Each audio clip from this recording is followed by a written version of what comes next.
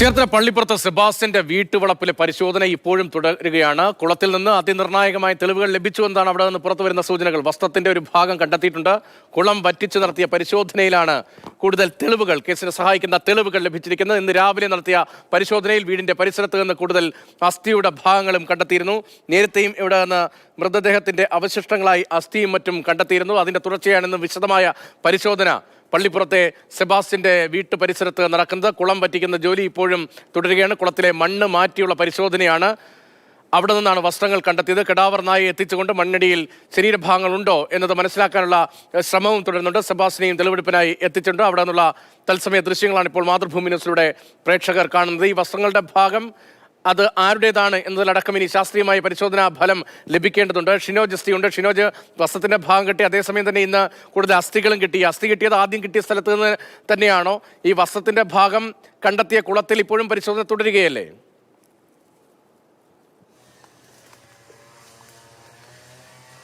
രതീഷ്, തീർച്ചയായും കുളത്തിൽ ഇപ്പോഴും പരിശോധന തുടരുകയാണ്. പ്രത്യേകിച്ച് രതീഷ് നേരത്തെ സൂചിപ്പിച്ചതുപോലെ തന്നെ ആദ്യം ഈ അസ്ഥി കിട്ടിയ ഭാഗം, അതായത് ആദ്യഘട്ടത്തിൽ അസ്ഥി കിട്ടിയ ഭാഗത്തിൽ നിന്ന് ഏകദേശം 40 മീറ്റർ മാറിയാണ് ഇപ്പോൾ ആദ്യഘട്ടത്തിൽ തന്നെ അസ്ഥി കിട്ടിയത്. 6 കഷ്ണം അസ്ഥിയാണ് കിട്ടിയതെന്നാണ് നമുക്ക് ക്രൈംബ്രാഞ്ചിൽ നിന്ന് ലഭ്യമാകുന്ന വിവരമെന്ന് പറയുന്നത്. ഒപ്പം അതിനുശേഷം കടാവർ നായ്ക്കളെ ഇറക്കി പരിശോധന നടത്തി. ആ തെരച്ചിലിൽ പലയിടങ്ങളിലും ഈ കടാവർ നായ ഓടി മറയുന്നത് കണ്ടു. പ്രത്യേകിച്ച് ആദ്യഘട്ടത്തിൽ ഈ വീടിന്റെ പുറകിലായിട്ട് ഒരു ബാത്റൂമുണ്ട്, പഴയ ബാത്റൂമാണ്. ആ ബാത്റൂമിന്റെ ഭാഗത്തേക്ക് ഈ നായ ഓടിക്കയറി. അതിനുശേഷമാണ് ഈ കുളത്തിലേക്ക്, അതായത് ഈ വീടിന് പുറകിലുള്ള കുളത്തിലേക്ക് ഈ കടാവർ നായ ഓടിക്കയറിയത്. അവിടെയും പരിശോധന നടത്തി. ആ പരിശോധന എന്ന് പറയുന്നത് വെള്ളം പൂർണ്ണമായും വറ്റിച്ച് അതിനുശേഷം ഈ ചെളി, കുളത്തിലെ ചെളി JCB ഉപയോഗിച്ച് വാരി അതിൽ നടത്തിയ പരിശോധനയാണ്. ആ പരിശോധനയിലാണ്, മണ്ണിൽ ചെളിയിൽ നടത്തിയ പരിശോധനയിലാണ് ഇത്തരത്തിൽ വസ്ത്രത്തിന്റെ ഭാഗങ്ങൾ എന്ന് തോന്നിപ്പിക്കുന്ന തരത്തിലുള്ള സാധനങ്ങൾ കണ്ടെത്തിയത്. ഒപ്പം ഒരു ബാഗ് കണ്ടെത്തിയിട്ടുണ്ട്.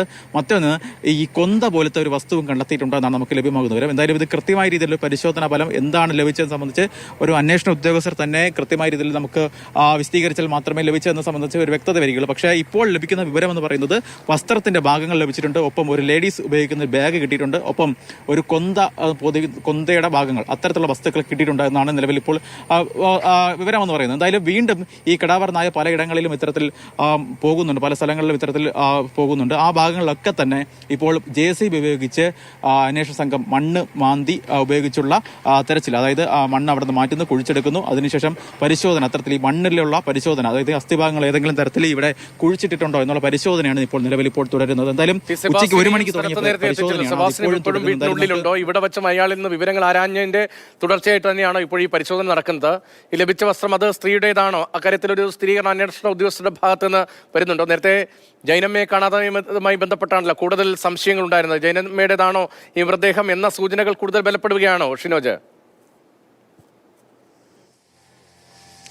ഈ വസ്ത്രത്തിന്റെ ഭാഗങ്ങൾ അത്തരത്തിൽ ജൈനമ്മയുടെ ആണെന്ന സ്ഥിരീകരണത്തിലേക്ക് എത്തണമെങ്കിൽ ഒന്നുകിൽ ജൈനമ്മയുടെ ഭർത്താവോ അല്ലെങ്കിൽ ബന്ധുക്കളോ ആരെങ്കിലും അത്തരത്തിലുള്ള മൊഴി നൽകണം. അല്ലെങ്കിൽ അത്തരത്തിലുള്ള ശാസ്ത്രീയമായ പരിശോധനാ ഫലം എന്തെങ്കിലും വന്നാൽ മാത്രമേ അത് ജൈനമ്മയുടെ ആണെന്ന സ്ഥിരീകരണത്തിലേക്ക് എത്താൻ കഴിയുകയുള്ളൂ. മറ്റൊന്ന്, ഈ 2012 വാരണത്ത് കാണാതായ ഐഷയുടേതാണ്. അത്തരത്തിൽ ഐഷയുടേതാണോ അത്തരത്തിൽ ഈ വസ്ത്രങ്ങളെ സംബന്ധിച്ചിട്ട് ഒരു സ്ഥിരീകരണത്തിലേക്ക് എത്തണമെങ്കിൽ കൂടി അത്തരത്തിൽ ഈ ശാസ്ത്രീയമായ പരിശോധന ഫലം ഇതിലേറെ നിർണായകമാണ്. എന്തായാലും ഈ പ്രതിയായിട്ടുള്ള സെബാസ്റ്റ്യൻ ഇപ്പോഴും ഈ വീട്ടിൽ തന്നെ തുടരുകയാണ്. പലപ്പോഴും ഈ പല ഘട്ടങ്ങളിൽ പല സാഹചര്യങ്ങളിലൊക്കെ തന്നെ ഈ ക്രൈംബ്രാഞ്ചിന്റെ ഉന്നത ഉദ്യോഗസ്ഥർ ഈ ചോദ്യം ചെയ്യുന്നുണ്ട് സെബാസ്റ്റ്യനെ. എവിടെയാണ് ഇത്തരത്തിൽ കുഴിച്ചിട്ടതെന്ന് സംബന്ധിച്ച് പലതവണ ചോദിക്കുന്നുണ്ട്. പക്ഷേ കൃത്യമായ ഒരു മറുപടി അന്വേഷണ സംഘത്തോട് നൽകാൻ ഇതുവരെയും ഈ സെബാസ്റ്റ്യൻ തയ്യാറായിട്ടില്ല. കടാവർ നായ്ക്കളുടെ പരിശോധനയാണ് ഇതിൽ ഏറ്റവും നിർണായകമായത്. അല്ലാതെ സെബാസ്റ്റ്യൻ ഈ വിഷയത്തിൽ ഈ ചോദ്യം ചെയ്യലിനോട് പൂർണ്ണമായി ഒരു തരത്തിലും അനുകൂലിക്കുന്നില്ല, ഒരു തരത്തിൽ സഹകരിക്കുന്നില്ല എന്നതാണ് ഈ അന്വേഷണത്തെ ഏറ്റവും പ്രധാനപ്പെട്ട വെല്ലുവിളി എന്ന് പറയുന്നത്. മറ്റേതെങ്കിലും തരത്തിൽ അന്വേഷണ രീതി, സാധാരണ ഇത്തരത്തിൽ പോലീസും ക്രൈംബ്രാഞ്ചും ഒക്കെ ഉപയോഗിക്കുന്ന പല രീതികളുണ്ടല്ലോ അന്വേഷണ രീതി, അത്തരത്തിലുള്ള രീതികളിലേക്ക് പോകുന്നതിലും ചില പരിമിതികളുണ്ട്. കാരണം 68 വയസ്സുണ്ട് ഈ പ്രതിയായിട്ടുള്ള സെബാസ്റ്റ്യന്. അതിനാൽ തന്നെ ശാരീരിക രോഗങ്ങളൊക്കെ തന്നെ ഉള്ള ആളാണ് ഈ പ്രതി എന്ന് പറയുന്നത്. അതുകൊണ്ട് തന്നെ ആ തരത്തിലുള്ള ഒരു അന്വേഷണ രീതിയിലേക്കും പോകുന്നതിൽ ക്രൈംബ്രാഞ്ചിന് ബുദ്ധിമുട്ടുണ്ട്. എന്തായാലും ഇപ്പോൾ നടക്കുന്നതെന്ന് പറഞ്ഞാൽ ഈ കടാവർ നായ്ക്കളെ ഉപയോഗിച്ചിട്ടുള്ള പ്രധാനമായ തെരച്ചിലാണ്. കാരണം ഈ കടാവർ നായ പോകുന്ന ഇടങ്ങളിലൊക്കെ തന്നെ JCB ഉപയോഗിച്ച് നിലവിൽ ഇപ്പോൾ കുഴിച്ച് അവിടെ പരിശോധന നടത്തുകയാണ് അന്വേഷണ സംഘം എന്ന് പറയുന്നത്. ആദ്യഘട്ടത്തിൽ ലഭിച്ച അസ്ഥി എന്ന് പറയുന്നത് 6 കഷ്ണം അസ്ഥിയാണ്. ഇപ്പോൾ ഈ ദൃശ്യങ്ങൾ കാണാമെന്ന് തോന്നുന്നു. കിട്ടുന്ന വസ്തുക്കൾ, കിട്ടുന്ന അസ്ഥിഭാഗങ്ങൾ ഉൾപ്പെടെയുള്ളവ ഈ അന്വേഷണ സംഘം അവിടെ മാറ്റി ഒരു പ്രത്യേക ഇടത്ത് മാറ്റി അത്തരത്തിൽ അതിനെ മാറ്റി വയ്ക്കുന്നുണ്ട്. മാത്രമല്ല ഈ കുളം ഉൾപ്പെടെയുള്ള, അതായത് ഈ പുരയിടത്തിൽ 2.25 ഏക്കറോളം വരുന്ന പുരയിടമാണ്, കാട് മൂടിക്കിടന്ന പ്രദേശമാണ്. അവിടെ ഏകദേശം പുല്ല് വെട്ടി ഇപ്പോഴാണ് കാട് ഈ വെട്ടിയും തെളിക്കുന്നത്. അതുപോലെ തന്നെ 2-3 കുളങ്ങളുണ്ട്, ഇപ്പോഴും ബാക്കി കുളങ്ങളുണ്ട്. ആ ബാക്കി കുളങ്ങൾ കൂടി വറ്റിച്ചുകൊണ്ട് അവിടെയും ഇത്തരത്തിൽ തെരച്ചിൽ നടത്തുമോ എന്ന കാര്യത്തിലൊക്കെ തന്നെ ഇനി വ്യക്തത വരും. എന്തായാലും ലൈറ്റ് ഉൾപ്പെടെയുള്ള കാര്യങ്ങൾ ക്രമീകരിക്കണം. അതായത് രാത്രിയും പരിശോധന തുടരാനുള്ള ശ്രമം തന്നെയാണോ അന്വേഷണ ഉദ്യോഗസ്ഥരുടെ ഭാഗത്ത് നിന്ന്? എത്ര സമയമെടുക്കും, എത്ര ദിവസം എടുക്കും? ഇപ്പോൾ ഈ വീടിന്റെ പരിസരമാകെ തിരയണമെങ്കിൽ കൂടുതൽ ദിവസങ്ങൾ വേണ്ടി വരുമല്ലോ. അവരുടെ ഒരു പ്ലാൻ എങ്ങനെയാണ്? രതീഷ, ഈ കടാവർ നായ പോകുന്ന ഇടങ്ങളിലൊക്കെ തന്നെ ഇപ്പോൾ ഈ മണ്ണുമാന്തി യന്ത്രം ഉപയോഗിച്ച് പരിശോധന നടക്കുന്നുണ്ട്. ഒപ്പം ഈ നേരത്തെ ഇവിടെ വാർഡ് മെമ്പർ ഉണ്ടായിരുന്നു. മെമ്പറോട് പോലീസ് ഉദ്യോഗസ്ഥരും അതുപോലെ ക്രൈംബ്രാഞ്ചും ഒക്കെ പറഞ്ഞൊരു കാര്യം, രാത്രിയും ഇത്തരത്തിൽ പരിശോധന നീളാനുള്ള സാധ്യതയുണ്ട്. അതുകൊണ്ട് തന്നെ രാത്രി തെരച്ചിലിന് വേണ്ടി ലൈറ്റ് ഉൾപ്പെടെയുള്ള കാര്യങ്ങൾ ക്രമീകരിക്കണമെന്നൊരു നിർദ്ദേശം വാർഡ് മെമ്പർക്ക് ഉൾപ്പെടെ ഇപ്പോൾ ക്രൈംബ്രാഞ്ച് ഉദ്യോഗസ്ഥർ നൽകിയിട്ടുണ്ട്. പക്ഷേ ഏതെങ്കിലും തരത്തിൽ നീണ്ടുപോകും, അതല്ല നാളെ രാവിലെയുള്ള, അതായത് ഇന്ന് ഒരു 6 മണി 7 മണി സമയം വരെ തെരച്ചിൽ നടത്തിയിട്ട് നാളെ രാവിലെ തുടങ്ങാനുള്ള പരിപാടിയാണോ, അത്തരത്തിലുള്ള നീക്കമാണോ ക്രൈംബ്രാഞ്ചിന്റെ ഭാഗത്ത് ഉണ്ടാകുന്നത് തുടങ്ങിയ കാര്യങ്ങളൊക്കെ ഒന്നും വ്യക്തതയില്ല. ക്രൈംബ്രാഞ്ച് ഉദ്യോഗസ്ഥരുമായി ബന്ധപ്പെട്ട് ഒരു തരത്തിലുള്ള വിവരങ്ങൾ മാധ്യമങ്ങളോട് സംസാരിക്കുന്നുമില്ല, പറയുന്നുമില്ല. പക്ഷേ കിട്ടുന്ന വിവരങ്ങൾ അനുസരിച്ച് രാത്രിയും ഒരു പക്ഷേ ഈ തെരച്ചിൽ തുടരാനാണ് സാധ്യത. കാരണം ഈ 2.25 ഏക്കറോളം വരുന്ന പറമ്പുണ്ട്. ആ പറമ്പിൽ പലയിടങ്ങളിലും ഈ കടാവർ നായ ഓടി മണത്ത് പോകുന്നുണ്ട്. ആ ഒരു സാഹചര്യത്തിൽ ആ ഭാഗങ്ങളൊക്കെ തന്നെ തെരച്ചിൽ, ഈ ഭാഗങ്ങളൊക്കെ തന്നെ കുഴിച്ചു നോക്കേണ്ടത് ആവശ്യമാണ്. അതുകൊണ്ട് തന്നെ ആ ഒരു സാഹചര്യത്തിൽ ഈ തെരച്ചിൽ നീണ്ടുപോകാനാണ് സാധ്യത. എന്തായാലും ക്രൈംബ്രാഞ്ച് ഉദ്യോഗസ്ഥരെല്ലാം തന്നെ പ്രധാനപ്പെട്ട കോട്ടയത്തെയും അതുപോലെ തന്നെ ആലപ്പുഴയിലെയും ക്രൈംബ്രാഞ്ചിന്റെ ഉന്നത ഉദ്യോഗസ്ഥർ SP ഉൾപ്പെടെയുള്ളവർ ഇവിടെ ഉണ്ട്. അവർ തന്നെ ക്യാമ്പ് ചെയ്തുകൊണ്ടാണ് ഇത്തരത്തിൽ ഈ അന്വേഷണത്തിന് തെരച്ചിലിനൊക്കെ നേതൃത്വം നൽകുന്നത്. ഇതിൽ ഏറ്റവും പ്രധാനമെന്ന് പറയുന്നത് DNA പരിശോധന ഫലമാണ്. കാരണം ഇന്ന് ഇപ്പോൾ കിട്ടിയിരിക്കുന്ന അസ്ഥിഭാഗങ്ങളുണ്ട്. അത് കിട്ടിയിരിക്കുന്നത് പറഞ്ഞാൽ കഴിഞ്ഞ തവണ കിട്ടിയ അസ്ഥിഭാഗങ്ങൾ കിട്ടിയതിൽ നിന്ന് ഒരു 40-50 മീറ്റർ മാറിയുള്ള സ്ഥലത്താണ് കിട്ടിയിരിക്കുന്നത്. കാരണം അന്ന് കിട്ടിയ അസ്ഥിഭാഗങ്ങളുടെ അതിന്റെ തുടർച്ച തന്നെയാണോ ഇപ്പോൾ കിട്ടിയ അസ്ഥിഭാഗങ്ങളെന്ന് സ്ഥിരീകരിക്കേണ്ടതായിട്ടുണ്ട്.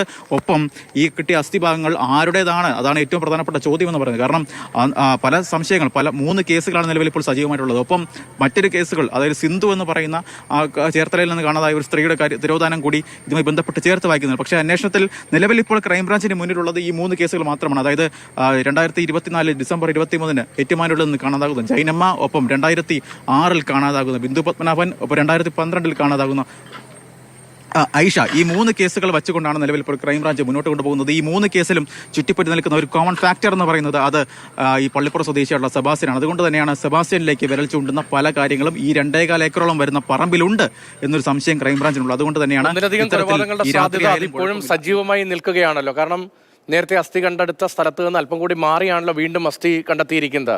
ഇത് മനുഷ്യൻ്റെതാണ് എന്ന് പ്രാഥമികമായി അവിടെ ഫോറൻസിക് ഉദ്യോഗസ്ഥർ ഉൾപ്പെടെ ഉണ്ടല്ലോ, അവർ ഉറപ്പിക്കുന്നുണ്ടോ? ഒന്നിലധികം കൊലപാതകം എന്ന സംശയം കൂടുതൽ ബലപ്പെടുകയാണോ ഇന്ന് ഈ പരിശോധനകൾ തുടരുമ്പോൾ?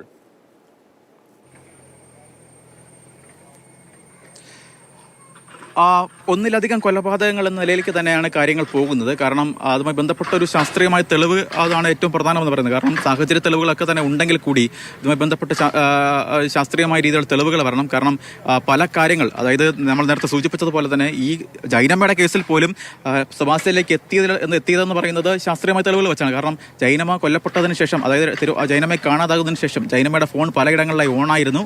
3 തവണ, ഒരിക്കൽ 3 ലെവൽ വെച്ച്, ഈരാറ്റുപേട്ടയിൽ വെച്ച്, ഒപ്പം പള്ളിപ്പുറത്ത് വെച്ച്. ഈ ലൊക്കേഷനിലൊക്കെ തന്നെ ഓണാകുന്ന സമയത്ത് അതേ ലൊക്കേഷനിൽ സെബാസ്റ്റ്യന്റെ ഫോണുമുണ്ട്.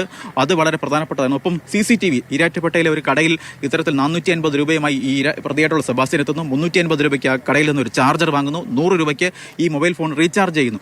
അവിടുത്തെ കടയിലെ CCTVയിൽ സെബാസ്റ്റ്യൻ പതിങ്ങിയിട്ടുണ്ട്. അങ്ങനെ അവിടെ വെച്ച് അപ്പോൾ ആ ദൃശ്യങ്ങൾ ഉൾപ്പെടെ കാണിച്ചുകൊണ്ട് ക്രൈംബ്രാഞ്ച് സംഘം ചോദ്യങ്ങൾ ചോദിക്കുമ്പോൾ പോലും അത് എനിക്ക് അവിടെ അരുവിത്തറ പള്ളിയിൽ വെച്ച് ധ്യാനം ഇരിക്കുന്ന സമയത്ത് ഒരു സ്ത്രീ തന്നതാണ്, മറ്റു കാര്യങ്ങളൊന്നും തന്നെ എനിക്കറിയില്ല, ഇത്തരത്തിൽ ചാർജ് ചെയ്ത് നൽകണമെന്ന തരത്തിൽ ഒരു സ്ത്രീ വന്ന് തന്നിട്ട് പോയി, മറ്റു കാര്യങ്ങളൊന്നും തന്നെ തനിക്ക് അറിയില്ല എന്നൊരു ഒഴുക്കൻ മട്ടിലുള്ള മറുപടിയാണ് ഇപ്പോൾ ഈ പ്രതിയായിട്ടുള്ള സെബാസ്റ്റ്യൻ നൽകുന്നത്. അന്വേഷണമായി ഒരു തരത്തിലുള്ള സഹകരണവും നൽകുന്നില്ല. ഏതെങ്കിലും തരത്തിൽ ഈ പ്രതിയെ എങ്ങനെയെങ്കിലും ഒന്ന് ബ്രേക്ക് ചെയ്യുക, അതായത് എങ്ങനെയെങ്കിലും ഒന്ന് ബ്രേക്ക് ചെയ്തുകൊണ്ട് ഏതെങ്കിലും തരത്തിൽ വിവരങ്ങളിലേക്ക് കടക്കുക എന്നതാണ് സാധാരണ ക്രൈംബ്രാഞ്ച് സ്വീകരിക്കുന്ന രീതി എന്ന് പറയുന്നത്. പക്ഷേ ഇവിടെ അത് നടക്കുന്നില്ല. വളരെ കണ്ണിങ് ആയിട്ടുള്ള, വളരെ സൂത്രശാലിയായിട്ടുള്ള, വളരെ ബുദ്ധിപൂർവ്വം, വളരെ സൂത്രശാലിയായി പറയുന്ന ഓരോ ഉത്തരവും അത്തരത്തിൽ പറയുന്ന ഒരു പ്രതിയാണ് ഈ പറയുന്ന സെബാസ്റ്റ്യൻ എന്നാണ് ക്രൈംബ്രാഞ്ച് ഉദ്യോഗസ്ഥർ പോലും പലതവണ നമ്മളോട് സംസാരിക്കുമ്പോഴൊക്കെ തന്നെ പറയുന്നത്. അതുകൊണ്ട് തന്നെ ഈ പ്രതിയിൽ നിന്ന് വിവരങ്ങൾ കിട്ടുന്നതിന് വളരെയധികം പരിമിതിയുണ്ട്. പക്ഷേ ശാസ്ത്രീയമായ തെളിവുകൾ പരമാവധി കണ്ടെത്തിയാൽ മാത്രമേ ഈ കേസ് കോടതിയിൽ നിൽക്കുകയുള്ളൂ.